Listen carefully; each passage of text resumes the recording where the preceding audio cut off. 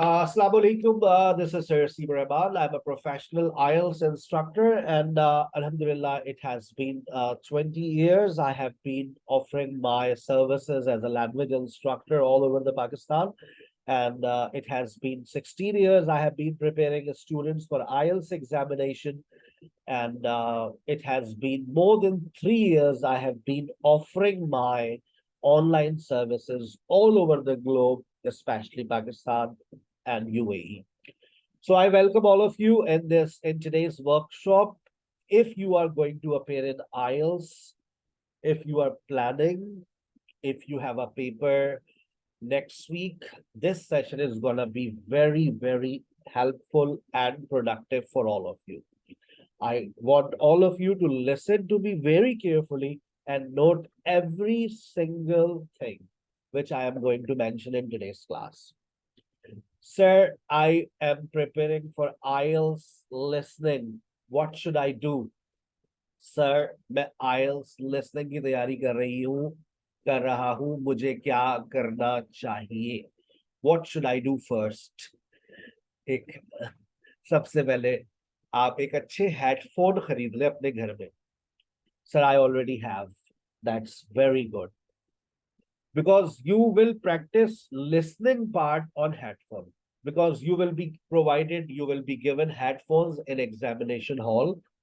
Remember, when I appeared in IELTS, I faced a problem that we were not given headphones. At that time in 2005, headphones were not introduced. You simply had to listen with the help of a speaker. And there were 400 students, a lot of disturbance. It was very challenging for someone to clear IELTS listening. But now you guys are lucky. You have access to headphones. But I am giving you a piece of information. Sargodha में बची जाती है test centre में, headphone चलते चलते बंद हो गए. वो कहते हैं that's none of our business, that's your bad luck. No compensation. She failed in IELTS listening.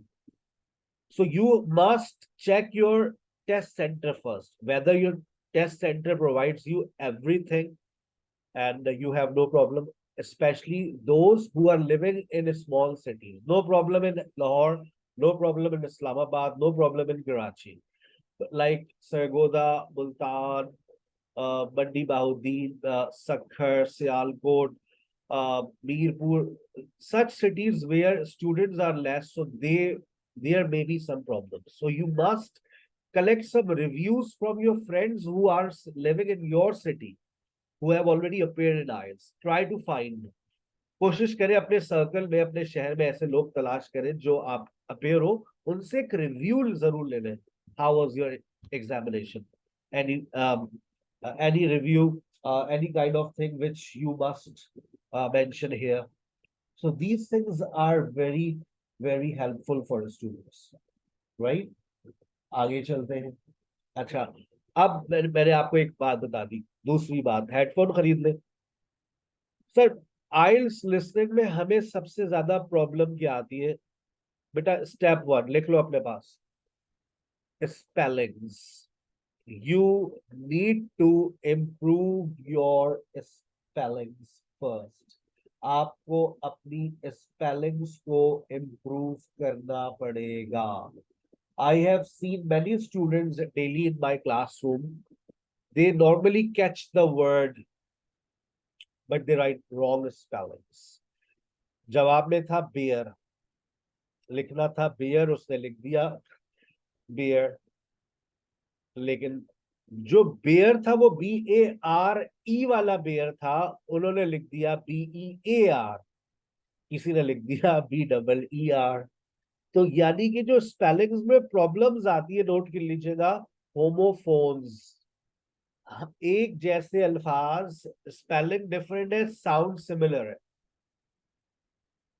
So these words create problem. Sir, आपकी तरफ से इस पे कोई हेल्प? आज के सेशन के फौरन बाद 1200 स्पेलिंग्स का हैंडआउट मिल जाएगा आपको. मटेरियल में फ्री में बांटता हूँ. 1200 स्पेलिंग्स है. You must start memorising. बहुत आसान आसान भी है. अब एक छोटी सी बात बता दूं. देखिए, गलती मैं सिर्फ अभी बात कर रहा हूँ स्पेलिंग्स पर. जीरो मिलता है। वेंसडेज, आपने कभी जिंदगी में सुना है कि Sunday, Monday, Tuesday, Thursday, Friday के साथ एस लगा हुआ हो? आप क्रॉस लगा सकते हैं, टिक लगा सकते हैं, चैट में लिख सकते हैं यस और नो। देखें, कभी सुना है कि आपने संडे के साथ एस लगा हुआ हो, मंडे के साथ एस लगा हुआ हो, ट्यूसडे के साथ एस लगा हुआ हो? एक लिसनिंग के अंदर एक ऐसा पार्ट आया, एक ऐसा ब्लैंक आया जिसमें जवाब था वेंसडेज। अगर आपने यहां पर एस नहीं लगाया आपको मिलेंगे जीरो। यानी कि एस और ईएस मिस की मिस्टेक्स करने से भी आपको जीरो मिलते हैं। सर अच्छा, एक माइनर सी मिस्टेक कर दी स्पेलिंग में, ई की जगह ई आगे पीछे हो गया तो बस जीरो हो जाएगा आपका बेटा। Spelling mistakes in IELTS listening, zero. अच्छा, एक बड़ा इंपॉर्टेंट डिफरेंस।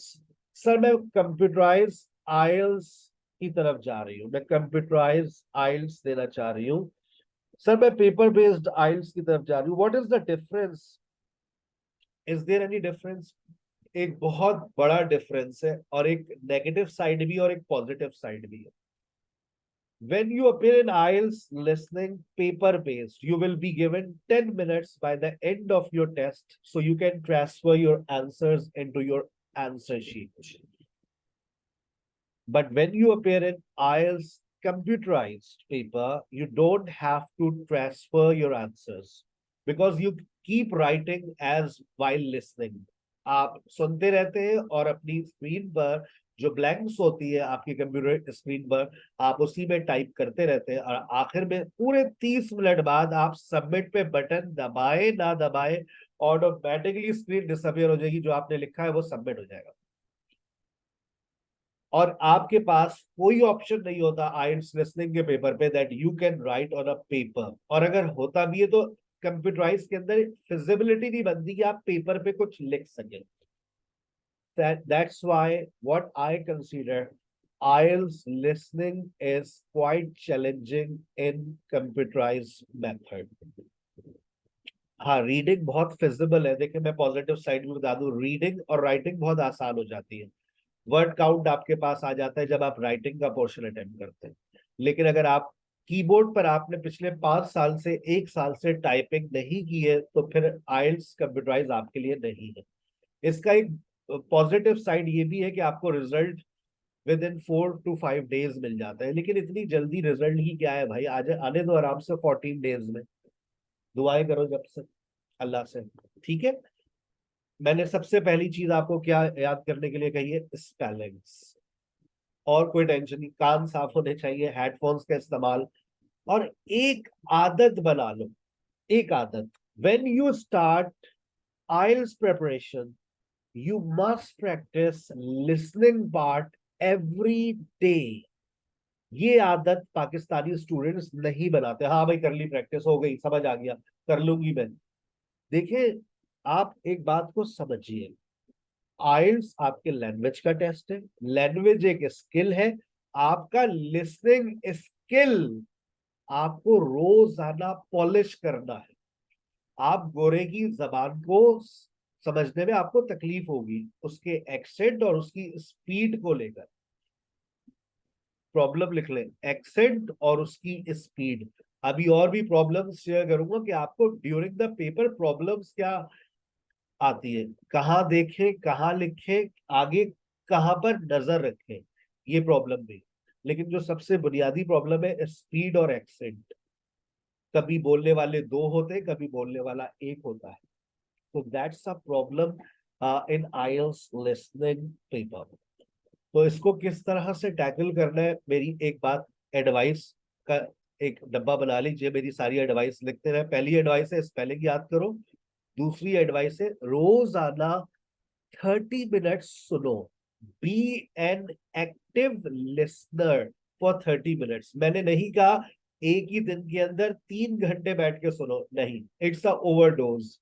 आपको एग्जाम के अंदर 30 मिनट्स एक्टिवली सुनना है, 1 घंटा एक्टिवली रीड करना है, और 1 घंटा लिखना है। 2.5 घंटे का ये काम है, और 15 मिनट आपको बोलना है।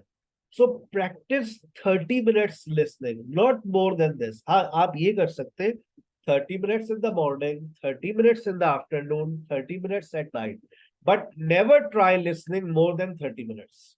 This is not advisable. This is not recommended from my side. And nobody recommends you that practice listening for 3 hours every day. अगर 3 hours है तो आप उसको इंटरवल्स में कर दीजिए, आधा आधा घंटा। असल में उससे पता है क्या होता है, आपकी इफिशिएंसी डाउन हो जाती है, फिर आपका स्कोर अच्छा नहीं आता, आप परेशान हो जाते हैं कि मैं स्कोर अच्छा नहीं कर रही हूँ। ठीक है, अब आ जाइए रोड मैप। मेरी एडवाइस फॉलो कीजिएगा, स्पेलिंग्स याद कीजिए, रोज आना सुनिए। जिस दिन से तैयारी स्टार्ट करें, जिस दिन से तैयारी स्टार्ट करें, ठीक है, उसके बाद पार्ट 1 से तैयारी शुरू करनी है। This is a road map. बच्चे गलती करते हैं, पार्ट 1 फिर पार्ट 2 फिर पार्ट 3 पार्ट 4। तैयारी कहां से शुरू करेंगे? पार्ट 1 से और पार्ट 4 से। लिख ले अपने पास, part 1 and part 4 will give you 20 out of 20। शर्तिया कह रहा हूं मैं ये आपको। I can have a bet with all of you. After 3 weeks you will score 19, 20, 18। ये स्कोर आएगा आपका इंशाल्लाह पेपर में पार्ट 1 और पार्ट 4 से। वजह आज के सेशन में डिस्कस करूंगा। पार्ट 1 और पार्ट 4 की टेक्निक्स, टिप्स एंड ट्रिक्स सब आज लिखवा कर घर भेजूंगा। सॉरी, घर में ही आप लोग सोने के लिए भेजूंगा। पार्ट 2 और पार्ट 3 सबसे ज्यादा ट्रिकी पार्ट होते हैं आईएलटीएस लिसनिंग में। और मैं आपको ये हकीकत बता रहा हूँ, 20 में से 0 आता है स्टूडेंट्स का। आज कितने लोग मुझसे इस बात से एग्री करते हैं, सर एक लिसनिंग की तरह असेसमेंट ले लें सर, जरा आप, हम जानना चाहते हैं हम कितने पानी में है, हमारा क्या स्कोर आता है, हम कहाँ स्टैंड कर रहे हैं, sir I want to know. आप एक एक मॉक टेस्ट भेज दीजिए, मैं अटेम्प्ट करूंगा, मैं अटेम्प्ट करूंगी और आपको मैं शेयर करूंगी अपना रिजल्ट। भले से आप कल सुबह तक कर लें। I know you may be tired because you have been working since morning. हमारी तरफ आ रहे थोड़ी नहीं आप। ठीक है, तो मैं आपको इस सेशन के बाद क्या क्या आ रहा है, 1200 स्पेलिंग्स और एक लिंक फॉरवर्ड करूंगा मॉक टेस्ट का। जरा देखो तो। अच्छा, ईमानदारी से रिपीट नहीं करना, रिवर्स नहीं जाना, बस देखना है और जवाब लिखते हुए जाना है पेपर पे, 1 से लेकर 40 तक। आखिर में आंसर्स आएंगे, क्रॉस चेक करो कितने सही कितने गलत। स्पेलिंग मिस्टेक 0 देना अपने आप को, बिल्कुल कोई चीटिंग नहीं। और 40 में से मेरा ये स्कोर आया, मैं यहां स्टैंड कर रही हूँ, ये है मेरी हकीकत। अब मुझे पहुंचना है 7 बैंड्स पर, 8 बैंड्स पर, 5.5 पर। क्लियर? तो आज के सेशन के बाद आपको एक लिंक आएगा जिसको आप 30 मिनट्स में अपने आप को, आप अपनी सेल्फ इवेल्युएशन करके मुझे भेज देंगे, sir I am standing here. मैं आपको थोड़ा सा गाइड भी करूंगा पेपर के हवाले से, उसके बाद आपके लिए ज्यादा आसान हो जाएगा उस पेपर को सॉल्व करना।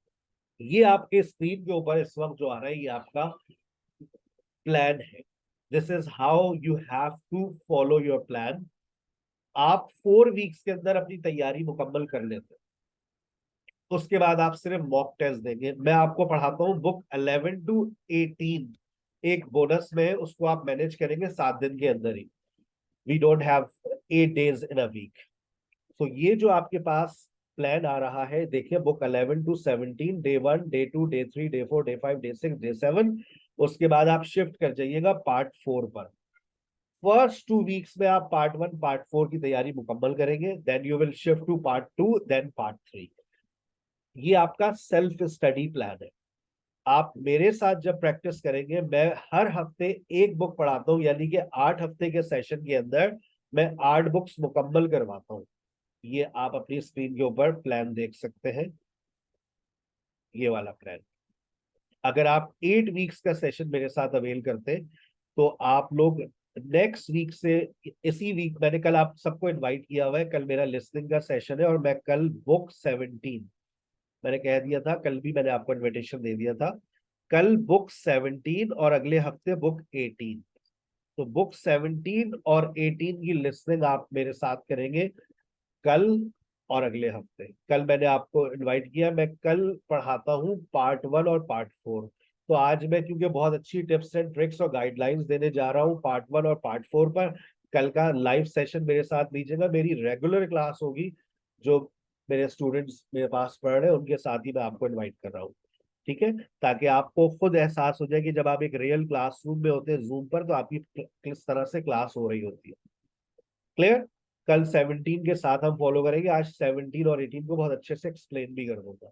तो अगर आप 8 वीक्स का सेशन फॉलो करेंगे बेटा, तो 8 वीक्स के साथ आप देख लीजिए 8 बुक्स। 5 वीक्स के साथ जाते हैं तो आप लोग 5 बुक्स लाइव सेशंस में करेंगे। और अगर आप मेरे साथ 3 वीक्स का सेशन लेते हैं, जो मैं सिर्फ उन लोगों को रिकमेंड करता हूँ जो आइल्स में प्रीवियसली अपेयर हो चुके हैं। सर आप ये आपका प्लान है, आप इसको पहले सिलेक्ट कर लीजिए कि आपको पेपर कब देना है। आपको पेपर 14 अक्टूबर को देना है और आपके पास टाइम बहुत कम है, तो आप 25 सितंबर से ये वाला बैच स्टार्ट होगा। अगर आपको 21 अक्टूबर को देना है तो बेहतर ये है, पूरे पाकिस्तान में इस वक्त जो डेट आई हुई है मैं आपको बता देता हूँ, 28 अक्टूबर आ रही है पूरे पाकिस्तान में अवेलेबल। आप 18 सितंबर से तैयारी शुरू करें, 28 अक्टूबर को आप टेस्ट में अपेयर हो सकते हैं। बशर्त ये याद रखिएगा कि आपका डिजायर्ड स्कोर है 4.5 और 5.5, जो कि आजकल यूके के जो वीजे आए हुए हैं वर्क परमिट के लिए उसके लिए है, तो हमने ये स्पेशली प्लान आप लोगों के लिए रखा हुआ है। 5 वीक्स में आप 4.5 और 5.5 स्कोर कर लेते हैं। ठीक है, लेकिन अगर आपकी रिक्वायरमेंट है 7+, तो फिर बेटा उसके लिए 8 वीक्स का सेशन है, यानी 5 वीक्स में 5 बैंड्स, 8 वीक्स में 8 बैंड्स तक आप पहुंच सकते हैं। 18 सितंबर से तैयारी स्टार्ट करेंगे, 11 नवंबर तक चलेगी।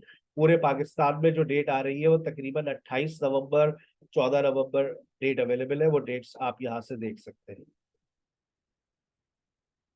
ये कहा गई कमरेजी डेट्स डेट्स डेट्स, ये रही नवंबर की डेट्स आप देख सकते हैं। आपके पास व्हाट्सएप भी आ चुका है, उस पर भी आप देख सकते हैं। 25 नवंबर, 18 नवंबर के करीब करीब कराची, इस्लामाबाद, लाहौर में तो खैर बहुत सारी डेट्स अवेलेबल होती है।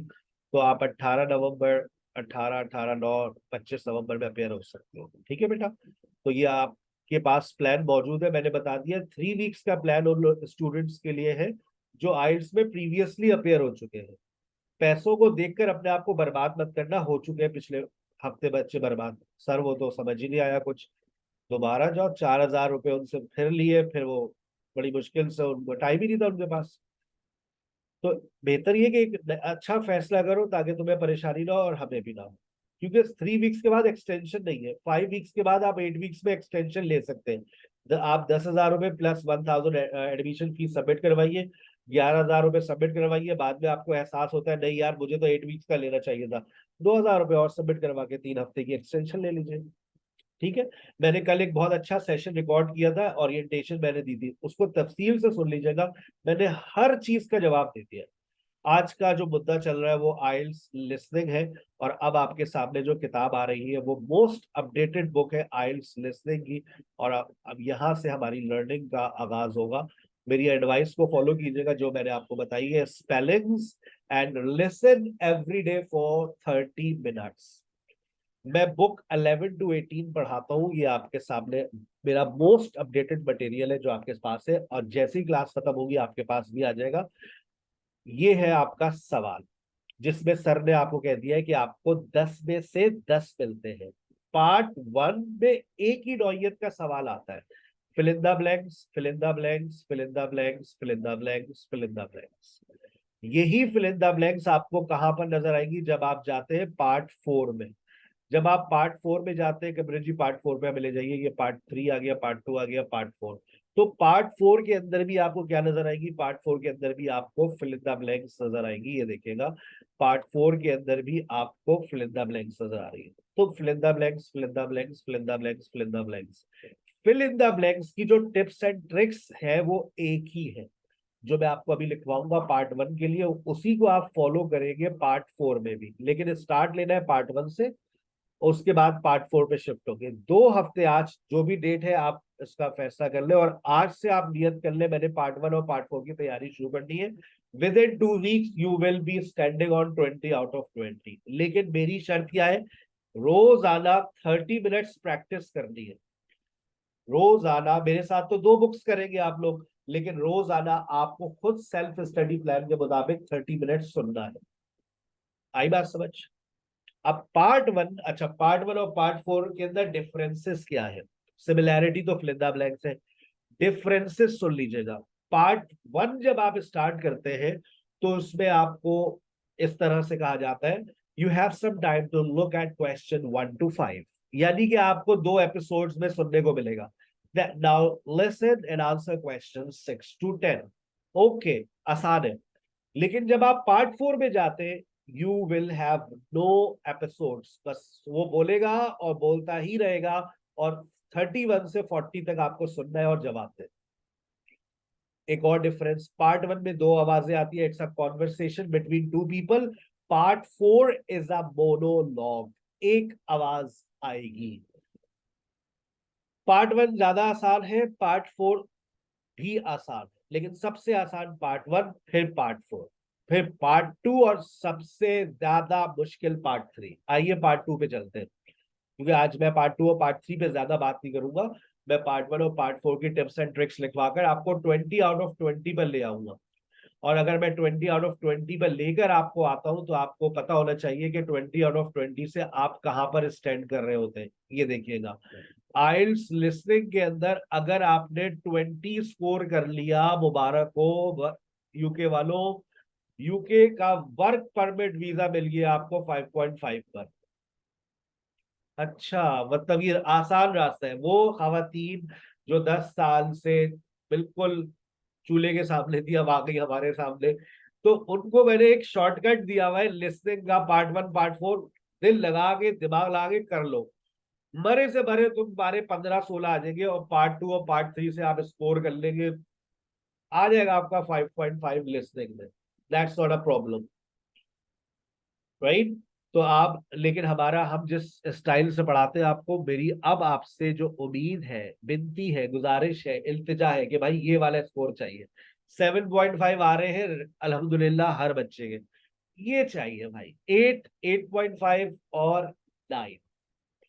9 आउट ऑफ 9 पर कैशबैक मिलता है, आपकी जितनी फीस होती है उसका चौथा हिस्सा आपको वापस मिल जाता है एज अ रिवॉर्ड। 12,000 रुपए सबमिट करवाए, 3,000 रुपए का कैशबैक।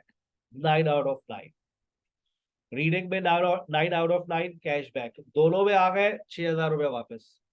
और सर अगर जमा ही 6,000 रुपए करवाए थे हमने, तो बेटा पूरे ले लेना बस। और बोलो, लेकर तो आओ तुम। तो अब आप चाहे तो इसका स्क्रीनशॉट ले लीजिए कि आपको लिस्टिंग में कितनी बैंड्स चाहिए और आपको कितनी मेहनत करनी है, ठीक है ना।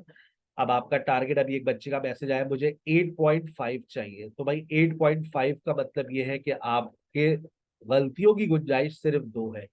It means that you must be an out class listener, you must be flawless, you must not have any kind of flaw, then you are able to achieve this.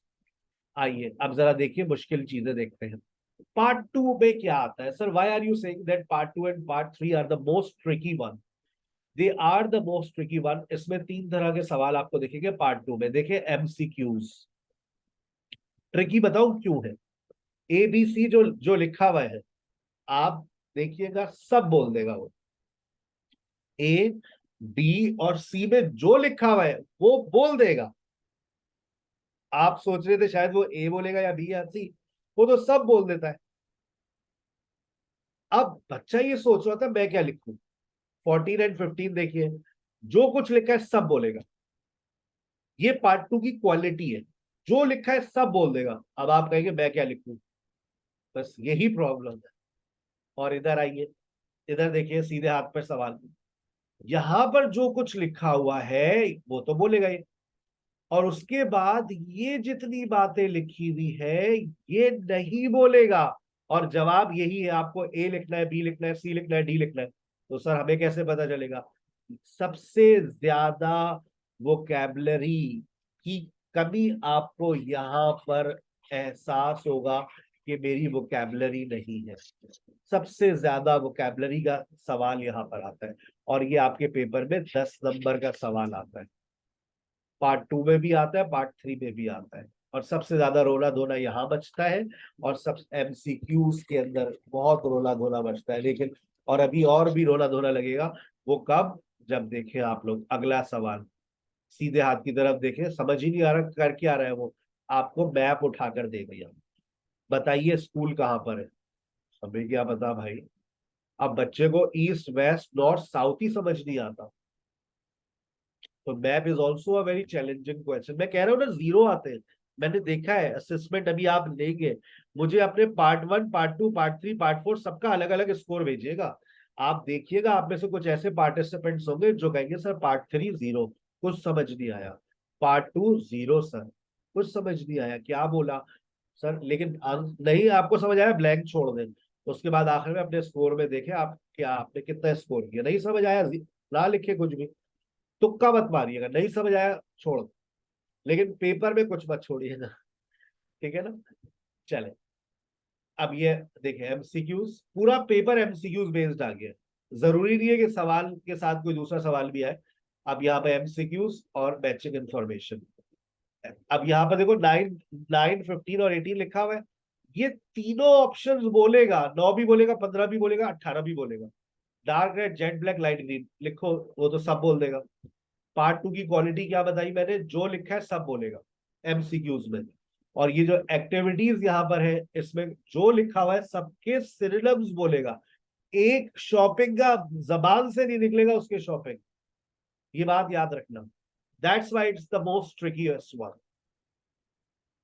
आइए पार्ट 3 में चलते हैं। पार्ट 3 इंतहाई दर्जे का मुश्किल तरीन part होता है। इसमें एमसीक्यूज में जो लिखा हुआ है वो कुछ भी नहीं बोलेगा, एमसीक्यूज के भी सिनोनिम्स बोलेगा। यहाँ जितना कुछ लिखा हुआ है इसमें से 2 4 वर्ड्स हर हर एबीसी में से बोलेगा, और जो असल बात है उसका सिनोनिम बोलेगा।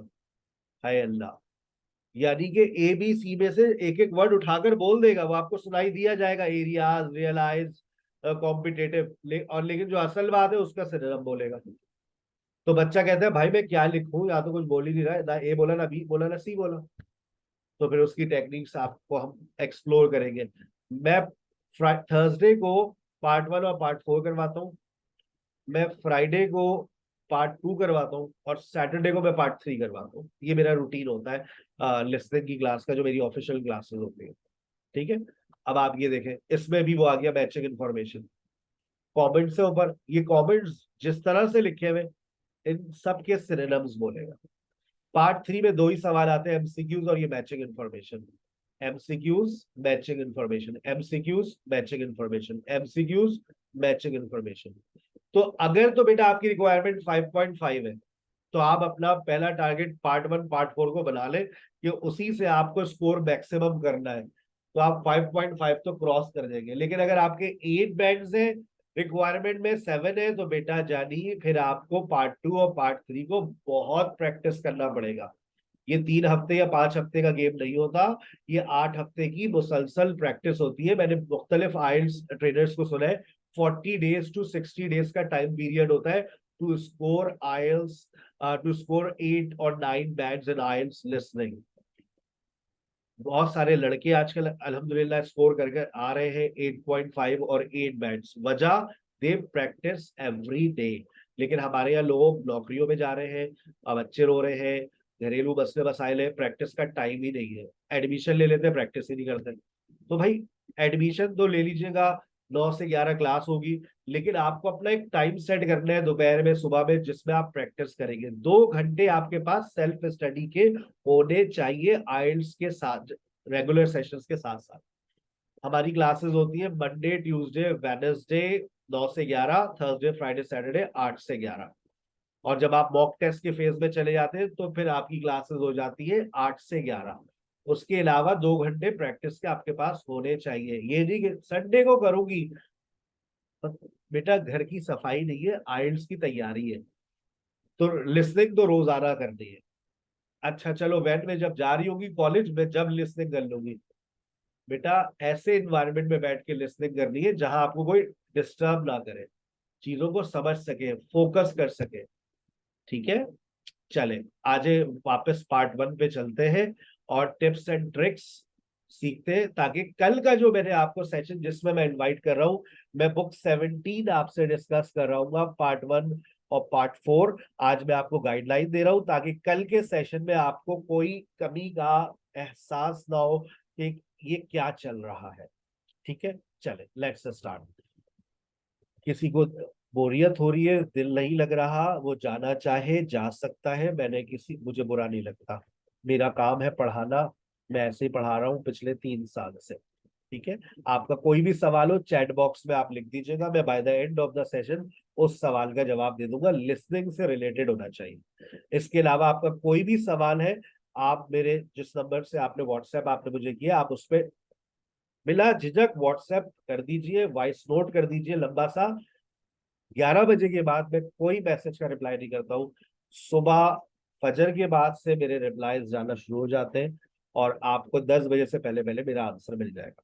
ठीक है। तो आप मुझे कभी भी, आप ड्यूरिंग द सेशन भी जब आप रजिस्टर्ड हो जाए, आप 11 बजे के बाद 24 घंटे में कभी भी मैसेज करें, मेरा रिप्लाई आपको मिलेगा फजर के बाद से लेकर सुबह 10 बजे के दरमियान।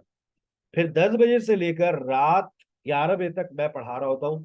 बाकी जो मोबाइल्स होते हैं वो मेरे जो पर लोग हैं काम कर रहे हैं साथ, उनके हाथों में होते हैं, तो मैं जवाब नहीं देता, फिर ना फोन पे रिस्पॉन्ड करता हूँ। चले, लेट्स स्टार्ट। सर बताइए, पार्ट 1 में पूछा क्या जाता है, ताकि हम एक जहन बना लें। आपसे कोई नाम पूछा जा सकता है, ये नाम कोई अपार्टमेंट का भी हो सकता है, ये नाम जो है ये किसी बिल्डिंग का भी हो सकता है, ये नाम आपका भी हो सकता है, ये नाम किसी पर्सन का भी हो सकता है, ये स्ट्रीट नेम भी हो सकता है। अच्छा, यहाँ पर एक बात बता दूं, क्योंकि नेम जो होता है वो प्रॉपर नाउन होता है, इसको जब आप आंसर शीट में लिखते हैं तो इसका पहला लेटर आप कैपिटल करेंगे। उसके बाद आपसे एड्रेस पूछा जा सकता है। एड्रेस में वही बात आएगी कि कोई नाम हो सकता है, कोई स्ट्रीट नेम हो सकता है, कोई फ्लैट नंबर हो सकता है। ठीक है। उसके बाद सर क्या पूछा जा सकता है, आपसे आपकी क्वालिफिकेशन के ऊपर सवाल किया जा सकता है। आप अपनी क्वालिफिकेशन, आपसे मुराद, आपकी क्वालिफिकेशन से मुराद जो भी वहां पर इंफॉर्मेशन है उसमें क्वालिफिकेशन से रिलेटेड सवाल हो सकता है। जैसे इंग्लिश, डिप्लोमा, सर्टिफिकेट, मास्टर्स, ये दो दो अपना बुक 18 में क्वालिफिकेशन का सवाल देखा गया है। ठीक है। उसके बाद आपसे जेंडर के बारे में पूछा जा सकता है। कुछ स्टाफ रिक्वायर्ड है, मेल्स रिक्वायर्ड है या फीमेल्स रिक्वायर्ड है, तो जेंडर के हवाले से सवाल देखा गया है। जेंडर के बाद हमने स्किल्स से रिलेटेड, कि एक इंसान, अब स्किल्स देखो बहुत सारे होते हैं, अपने पास नोट करना चाहो तो नोट कर सकते हो। कम्युनिकेशन स्किल्स है, लिसनिंग स्किल्स है। एक जॉब आई है उसमें उनको मुख्तलिफ स्किल्स चाहिए, तो उन्होंने कहा है कि हमें ये वाला स्किल चाहिए आपके, communication skills that matters, communication skills आपके अच्छे होने चाहिए। Business skills, speaking skills. Skills के बाद क्वालिटीज के ऊपर, आप कहीं पर इंटरव्यू के लिए जाना चाह रहे हैं, तो वो कह रहे हैं कि आपके अंदर ये क्वालिटीज होनी चाहिए। पहली ऑर्गेनाइज, दूसरी पेशेंट, तीसरी पंचुअल। तो आप, your answer is punctual. Qualities के ऊपर सवाल आ जाता है। उसके बाद आपसे सवाल हो सकता है एज के ऊपर। आपको, आपकी कोई चीज चोरी हो गई है और आपसे पूछा जा रहा है कि अच्छा आपको क्या लगता है उस बंदे की एज क्या होगी, तो अराउंड 10 years old। फिर आपसे उसी बंदे के बालों के कलर के बारे में, शर्ट के कलर के बारे में सवाल हो सकता है कि colour of the shirt, colour of the hair, do you remember the colour of the car, तो वो कलर के ऊपर सवाल आ जाता है। स्पीड, आपकी कोई, आपका एक केस फाइल हुआ है, आपने ओवर स्पीडिंग कर दी है, अब आपका एक चालान बन रहा है। आपका नाम बताइए भाई, आपकी कहाँ रहते हैं, क्या करते हैं, प्रोफेशन, प्रोफेशन के ऊपर सवाल हो सकता है। गाड़ी की स्पीड के ऊपर सवाल हो सकता है। आ गई बात समझ। इसी तरह से और अगर हम बातें देखते हैं, तो आपसे कोई अमाउंट पूछा जा सकता है। आप कोई चीज आपकी चोरी हो गई, तो आप उसका अमाउंट या फिर वैल्यू बता रहे हैं कि उसकी क्या वैल्यू थी। तो ये आजकल अब देखा है यूरोस भी आ गया है। यूरो, यूरोस लिखा हुआ हो सकता है, डॉलर का सिंबल बना हुआ होता है, और डॉलर्स में हो सकता है पाउंड्स का सिंबल बना हुआ अक्सर आता है। ठीक है। फिर आपसे रीजन पूछा जा सकता है कि आप कोई जॉब आप लीव कर रहे हैं, आप कोई सर्विस आप जो है वो ड्रॉ करना चाह रहे हैं, तो आपसे रीजंस, आपके डिससेटिस्फेक्शन के रीजंस पूछे जाएंगे, रीजन पूछा जाता है। फिर इसी तरह से आपसे टाइम के बारे में सवाल होता है। टाइम के अंदर बहुत सारी बातें, गौर से तवज्जो से सुनिएगा। देखो, टाइम के लिए जब हम बात करते हैं तो टाइम के अंदर एयर भी आ जाता है। ईयर भी आ सकता है, मंथ भी आ सकता है, मंथ के बाद कोई डेट भी आ सकती है, कोई क्लॉक टाइम भी हो सकता है, क्लॉक टाइम के बाद कोई पार्ट ऑफ द डे भी हो सकता है। अब तुम लोग खुद समझदार हो। पार्ट ऑफ द डे, अच्छा मैंने पार्ट ऑफ द डे। अब ये भी एक टाइम है, देखो अगर मैं यूं लिखूं, पास्ट टाइम वर्ड्स में भी जवाब हो सकता है। पास्ट टाइम वर्ड्स से मुराद 2 days अगो, पास्ट टाइम वर्ड्स 4 years अगो। ईयर नहीं लिखना, आपको इस तरह से मेंशन करना है 5 hours अगो। ठीक है, तो पास्ट टाइम वर्ड्स भी देखे जाते हैं आपके टाइम के अंदर। फिर आपसे लोकेशन के बारे में सवाल किया जाता है। मैं एक बात आपको, और यहीं पर मैं इसकी टिप भी लिख देता हूँ, टिप्स। सर हमें कैसे पता चलता है कि यहाँ पर टाइम पूछा जा रहा है? देखो जब भी डैश आता है ना, और उसमें टाइम लिखना होता है, याद रखना, ये यहाँ पर लिख रहा हूँ इसकी टिप्स एंड ट्रिक्स ताकि इसके साथ ही रहे। इन, ऑन, एट, आपको पता है कि प्रेपोजिशन ऑफ टाइम क्या है? इन, ऑन, एट। सिंस भी आ सकता है और फॉर भी आ सकता है, याद रखिएगा। जब टाइम का जिक्र होगा तो डैश से पहले क्या लिखा होगा? इन, ऑन, एट, फौरन पहचान जाना यहाँ पर टाइम है। लेकिन इत्तेफाक इत्तेफाक इत्तेफाक कि जब हम लोकेशन की बात करते हैं, तो लोकेशन में भी आपको ने अगर प्रेपोजिशंस को पढ़ा है, तो इन, ऑन, एट ये प्रेपोजिशनल और प्रेपोजिशन ऑफ प्लेस भी है। यहाँ से मैं सिंस और फॉर को हटा देता हूँ, लेकिन यहाँ मैं टू और फ्रॉम लगा देता हूँ। आज के पेपर में आपको मैं दिखा भी दूंगा कि टू और फ्रॉम भी आ सकते हैं, आप एक जगह से दूसरी जगह जा रहे हैं। तो लोकेशन का सवाल आता है। अच्छा, लोकेशन के साथ एक बात चिपका देता हूं मैं, कि जब लोकेशन की बात आती है तो वहां पर अक्सर पार्किंग की बात होती है। वहां पर अक्सर पार्किंग की बात लोकेशन के साथ एग्जाम उसमें आती है, ब्लैंक में। तो जहां लोकेशन की बात हो तो पार्किंग का वर्ड तुम्हारे दिमाग में क्लिक करना चाहिए कि यहाँ कहीं पार्किंग जवाब में तो नहीं आएगा। ठीक है, अमाउंट हो गया, लोकेशन हो गई, टाइम हो गया, रीजन हो गया, क्वालिटीज, जेंडर, अभी और भी बहुत सारे चीजें आती रहेंगी, वो मैं आपको लिखवाता रहूंगा। आप इसका स्क्रीनशॉट लेना चाहें तो ले लीजिए। ठीक है, आइए थोड़ा सा सर ने जितना कुछ अभी तक बताया है इसको वेरीफाई करते हैं, उसके बाद हम टिप्स एंड ट्रिक्स लिखना शुरू करेंगे कि हमें टिप्स एंड ट्रिक्स कैसे फॉलो करनी है। देखिए, बुक 17-18 से फॉलो कर लेते हैं। ठीक है, आगे आपके पास पोस्ट कोड, यानी कि आपको कोई नंबर लिखना है। अब आप ये देखें, पोस्ट कोड, अब obviously it will be numeric, कोई नंबर्स बताएगा वो। टाइम आ गया, टाइम में क्या लिखना है आपको? डेट। आपको रीजन फॉर ट्रिप, अब यहां पर देखो टू द लिखा हुआ है, तो बताओ यहां पर क्या आएगा? Shopping and visit to the, location बतानी है आपको। Travel by bus because, reason बताना है आपको। आपको स्ट्रीट का नेम बताना है। बस, कंप्लेन क्या है? अब देखो ये कुछ ऐसे पॉइंट्स होते हैं, समझना बात को। आप एक कंप्लेन कर रहे हैं अबाउट बस सर्विस, बताओ बस टुडे वॉज, क्या कंप्लेन होगी तुम्हारी? कराची जैसे शहर में दो कंप्लेन्स बहुत है। कैसर बुक 11 to 18 का मतलब ये है, हमारे पास कैम्ब्रिज की 18 बुक्स आ चुकी है मार्केट में। ठीक है, तो हम जो पढ़ाते हैं वो हम बुक 11 to 18 को फॉलो कर रहे हैं आजकल। ये 18 को मैं फॉलो कर रहा हूँ, और 17-18 मेरे अपकमिंग वीक्स, इस वीक और नेक्स्ट वीक में फॉलो कर रहा हूँ। फिर मैं वापस 11 पे चला जाऊंगा, और फिर अगले 6 हफ्ते तक 11, 12, 13, 14, 15, 16, 17, 18, इस तरह से मेरी जिंदगी गुजरती रहती है। ठीक है, अच्छा आप मुझे बताइएगा, चैट्स में आपकी पढ़ रहा हूँ। Complaints about the bus service, today bus was, bus today was. दो कंप्लेन हमारे कराची जैसे शहर में हमें मिलती है। बताओ पहली कंप्लेन, ये वो पॉइंट होता है जहां पर आप सुने बगैर आंसर गेस कर सकते हैं। पार्ट वन के अंदर दो तीन ओवर क्राउडेड, एक्सेलेंट, एक और कोई जवाब दे दे, बस जो दूसरा जवाब होगा वही तुम्हारा जवाब होगा। कि बस अमूमन क्या होती है? ओवर क्राउडेड होती है, या फिर बस क्या होती है? और ये रिदा छा गई आप, जहीन तरीन स्टूडेंट आपके सेशन की। ओवर क्राउडेड हो सकती है या फिर लेट हो सकती है। इन दोनों में से एक जवाब इसके साथ जाएगा।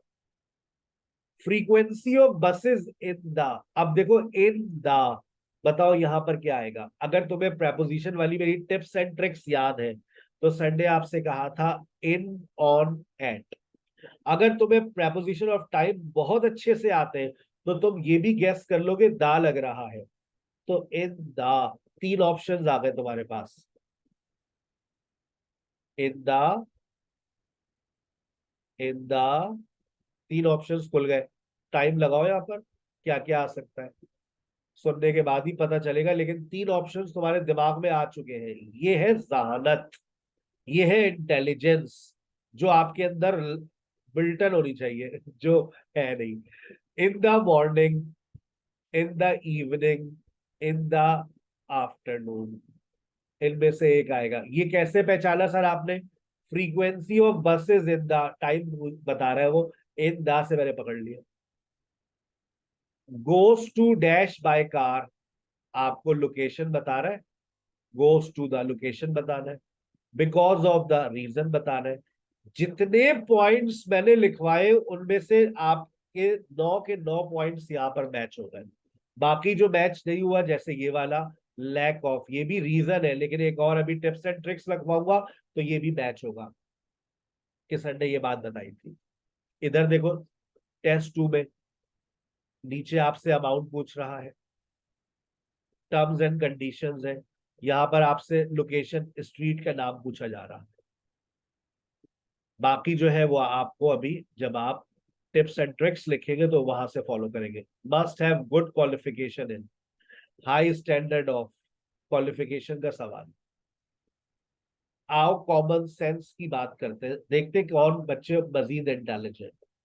आप एक रेस्टोरेंट में काम कर रहे हैं, आप एक रेस्टोरेंट में काम कर रहे हैं। जब आप एक रेस्टोरेंट में काम कर रहे हैं तो बताइए वहां स्टाफ को बेनिफिट्स मिल रहे हैं, क्या मिल सकता है स्टाफ को? बताइए।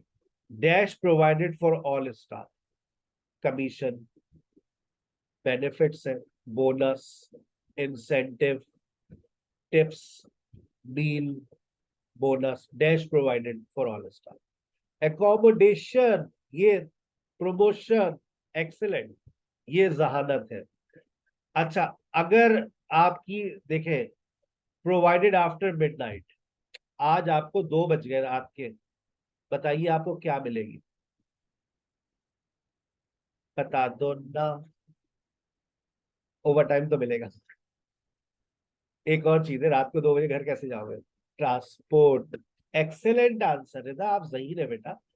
ट्रांसपोर्ट बढ़िया, वेरी गुड इकरा, जबरदस्त। ये मेरा पढ़ाने का स्टाइल होता है, क्लास में डिसिप्लिन रहता है। अगर मैंने माइक्स ऑन कर दिए ना, तो एक तो डिसिप्लिन की, थैंक यू वेरी मच, और आपके लिखने से आपकी स्पेलिंग्स इंप्रूव होती है, जो मेरा सबसे ज्यादा इंपॉर्टेंट पार्ट है। ये आपके माइक बंद करने के पीछे भी एक साइंस है, ताकि आप लिखें और अपनी स्पेलिंग को इम्प्रूव करें। रीडिंग में भी ऐसा होता है, राइटिंग स्पीकिंग लिसनिंग में भी ऐसा होता है। स्पीकिंग में आपके माइक्स खुले होते हैं, आप बात करते हैं। ठीक है। During weekdays at all my restaurants क्या मिलता है आपको? आप कहीं भी चले जाए, किसी भी माइलो रेस्टोरेंट में चले जाए, आपको क्या मिलेगा? बोनस मिल सकता है, डिस्काउंट मिल सकता है। ये ये है आपकी गैसेस, जो आप गैस कर सकते हैं। आइए अभी आप देखते हैं और गैस करते हैं, कैसिंग करते हैं। अच्छा भाई, अब आप यहाँ देखिए सर की वही बातें जो अभी सर ने लिखवाई थी। एड्रेस पूछा जा रहा है, ठीक है। फ्रॉम आ, कहां से सुना? अब मुझे बताइए, आप लोग जवाब देंगे। हर्ड अबाउट अस, फ्रॉम आ, क्या क्या लिखा जा सकता है? क्या क्या लिखा जा सकता है Waqas? Heard about us, from a, from a, कहां से सुना आपने हमारे बारे में? Social media, very good. Newspaper, very good. Sign board, very good. Google, very good. जिससे सुना वो नहीं लिखा अभी तक। From a website, from a अभी तक जवाब दिया। रोशन, किसने बताया आपको हमारे बारे में, कहाँ से पता चला? फ्रॉम आ कोई रिश्तेदार, कोई दोस्त, कोई अहबाब, from a friend, from a relative, ठीक है ना, from a colleague, from a mate. आई बात समझ? Reason for joining to enter competition. अच्छा अब मुझे बताओ, अब मुझे from my wife, thank you very much. अच्छा reason for joining sir, reason reason क्या है ज्वाइन करने का? मुझे ये बात, सिर्फ इस बात का जवाब दो कि ब्लैंक में वर्ब आएगा या नाउन आएगा। देखो ये टेक्निक्स है कि जब तुम टू को लिखा हुआ देख रहे हो तो अब तुम्हें पता है कि यहाँ पर मुझे वर्ब लिखना है। ये टिप्स एंड ट्रिक्स होती है जो हम आपको सिखाते हैं और आज के सेशन में सीख कर जाएंगे। टाइप्स ऑफ मेंबरशिप, अगर कभी आपने मेंबरशिप्स देखी हो वेबसाइट्स के ऊपर या रियल लाइफ के अंदर, तो मेंबरशिप्स की टाइप्स होती है, बता दो ना। पहली मेंबरशिप, सबसे सस्ती वाली, बता दो उसको क्या कहते हो तुम लोग? मेंबरशिप की टाइप्स, प्रीमियम, ये तो बड़ी आप एक्सपेंसिव, नीचे आए थोड़ा, सस्ती वाली। है कोई जहीन बच्चा, किसी ने लिए कभी कोई मेंबरशिप? जो कॉमन नेम्स है, बहुत कॉमन है। Basic membership, very good. Basic है, बेसिक की जगह पर हमने अक्सर सुना है सिल्वर, गोल्ड, प्लेटिनियम, आ गई यार, प्रीमियम, स्टैंडर्ड, सिंपल, स्टैंडर्ड, आ गई बात समझ। ये है गैस। उसके बाद देखो ये टाइटल आपसे पूछ रहा है, नेम आ गया, यहाँ पर नेम आ गया, ठीक है। Instruction, must show some. अब ग्रामेटिकल पॉइंट सुनना, grammatical point, she must show some. Some के बाद जो भी नाउन आएगा वो सिंगुलर होगा या प्लोरल होगा, बता दो ना। जो भी वर्ड लिखा जाएगा वो सिंगुलर में होगा, सम, सम। ग्रामर कमजोर है आप लोग की। सम प्लोरल में आएगा, सम फ्रेंड्स, सम प्लोरल, ठीक है। आगे चलिए। अब कहते हैं द डैश वॉज रॉन्ग। आप तस्वीर लेते हुए क्या चीज गलत हो सकती है? आप तस्वीर लेने का वक्त गलत हो सकता है, तस्वीर लेने की जगह गलत हो सकती है। द डैश वॉज रॉन्ग, ठीक है। चले आइए, अब आप देख रहे हैं वही सारी बातें जो सर ने लिखवाई है वो सब मैच हो रही है। इधर और देख लेते हैं। आपको प्रोफेशन बताना है, रोल किस रोल, जॉब डिटेल्स, क्या रोल है, क्या डेजिग्नेशन है, जगह का नाम, सड़क का नाम, making dash and reorganising them. अभी इस पर ट्रिक आ रही है, ये भी, इस पे भी टिप्स एंड ट्रिक्स आएगी। अब रिक्वायरमेंट्स क्या है, अब देखो यहाँ पर आ गई वही स्किल्स, क्या चीज जरूरी है, अब काम आ गई, क्वालिटीज, गुड आईटी स्किल्स, ठीक है।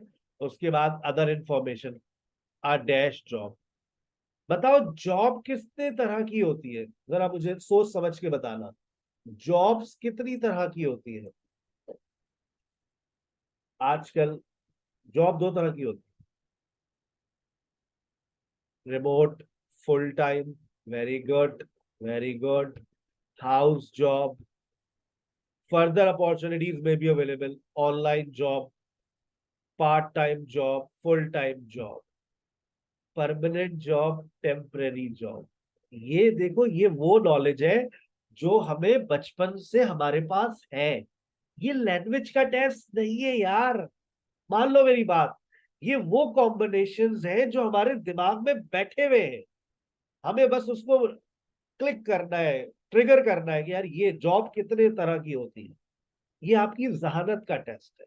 कौन सी लैंग्वेज का टेस्ट है मुझे बता दो। 20 साल मुझे लैंग्वेज पढ़ाते हो गए, मैं बच्चों का लैंग्वेज का टेस्ट ऐसे नहीं लेता कि मैं उससे कहूँ कि चलो आओ सुनो और बता।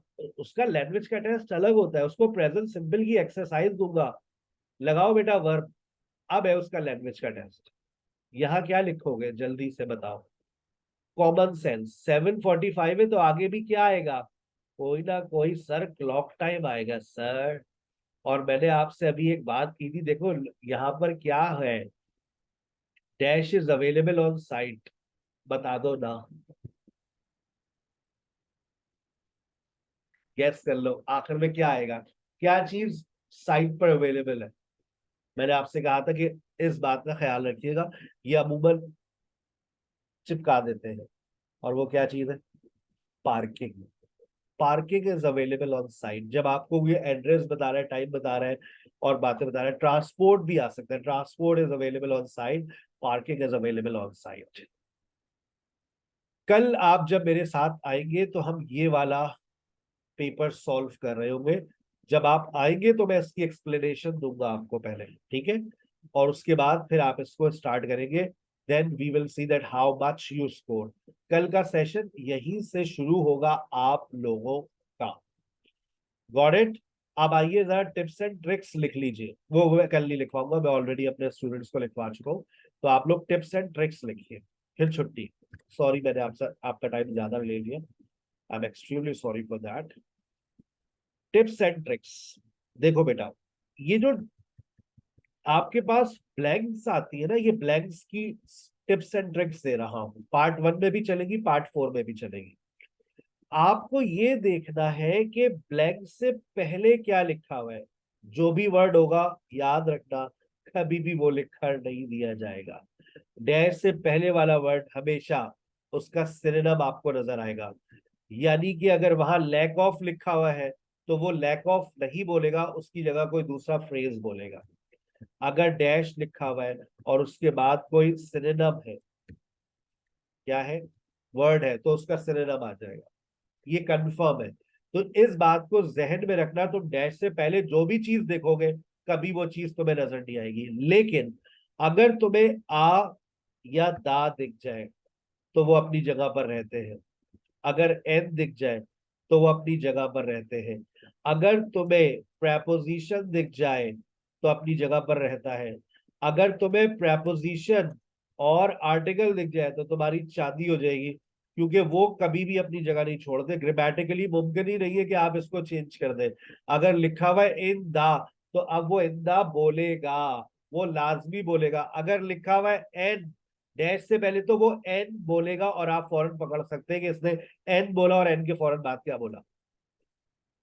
आ रही है बात समझ? इसी तरह से अगर डैश और डैश के बाद प्रेपोजिशन है, वो बोलेगा प्रेपोजिशन, आप उससे फौरन उस वर्ड को पकड़ लेंगे। अगर यहां पर लिखा हुआ है वर्ब, उसके बाद लिखा हुआ है डैश और आगे लिखा हुआ है एंड और उसके बाद लिखा हुआ है वर्ब, तो अब डैश के अंदर वर्ब आएगा। अगर नाउन लिखा हुआ है, फिर नाउन लिखा हुआ है और एंड लिखा हुआ है और फिर डैश, तो अब समझ जाना कि यहाँ पर भी नाउन आएगा। अगर वो प्लॉरल में लिखे तो प्लॉरल में आएगा। ग्रामेटिकल, एक और ग्रामेटिकल बात बता दूं, सुपरलेटिव डिग्री, अगर सुपरलेटिव डिग्री का इस्तेमाल किया जा रहा है, जैसे शॉर्टेस्ट, लॉन्गेस्ट, हाईएस्ट, टॉलेस्ट, तो याद रखना सुपरलेटिव डिग्री अपनी जगह नहीं छोड़ेगी। सुपरलेटिव डिग्री है तो सुपरलेटिव डिग्री लिखी जाएगी और बोली जाएगी या उसका सिनोनिम इस्तेमाल किया जाएगा। इसी तरह से अगर आपको ग्रामेटिकली इज लिखा हुआ है और एम लिखा हुआ है, आर लिखा हुआ है, वॉज लिखा हुआ है, वर लिखा हुआ है, आप फौरन पहचान सकते हैं कि यहाँ पर अगर वर्ब आ रहा है तो वो वर्ब आईएनजी में होगा। दूसरा ऑप्शन कोई एडजेक्टिव भी बोला जा सकता है, कोई नाउन भी हो सकता है। ठीक है, अगर लिखा हुआ है देयर इज या देयर वॉज, अब आपको पता है कि डैश के अंदर कोई सिंगुलर नाउन आएगा। अगर देयर लिखा हुआ है और आर लिखा हुआ है या वर लिखा हुआ है, अब आप समझ जाइएगा कि यहाँ पर प्लोरल नाउन आएगा। ये टेक्निक्स होती है जवाब को पकड़ने की, जहां पर हम कुछ टिप्स एंड ट्रिक्स जिसे हम कहते हैं ना। अब देखो लिखा हुआ है हाउ मच, इधर देखो नंबर 8 पर लेफ्ट साइड पे लिखा हुआ है हाउ मच। अब हाउ मच लिखा हुआ है तो इसका मतलब इसके बाद एक नाउन आएगा और वो नाउन जो होगा वो अनकाउंटेबल होगा।